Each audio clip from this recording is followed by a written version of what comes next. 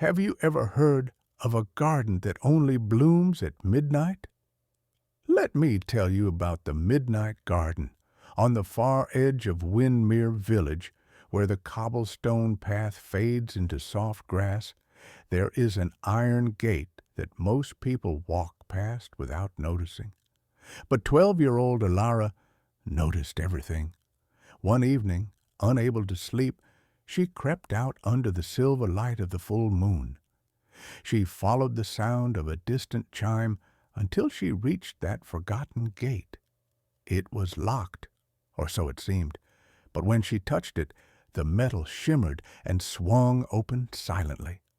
Beyond lay a garden unlike any she had ever seen.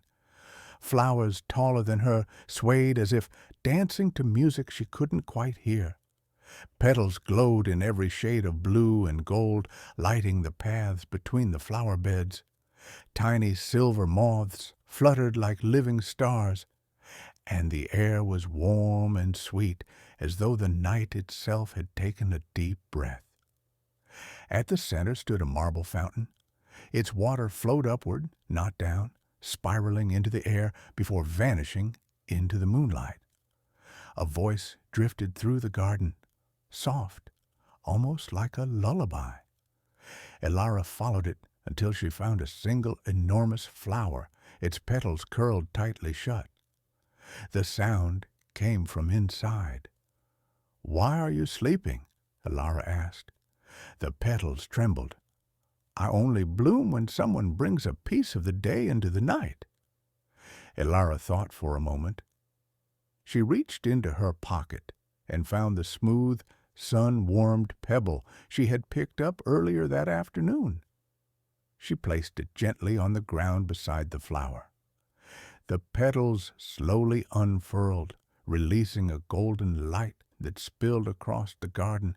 Every flower turned toward the glow, blooming wider, brighter, until the entire garden felt alive. The fountain's water swirled faster, and the golden light rose into the sky, joining the moon. When the light faded, the garden looked the same, but Elara felt different, warmer, calmer. She walked back through the gate, which closed softly behind her. The next morning, she passed the same spot, and there was nothing but grass and an old stone wall. And that's the end of tonight's story. Thank you for wandering with me, little dreamers. If you'd like to return, the gate is always open. Just follow the moonlight and follow me for more adventures.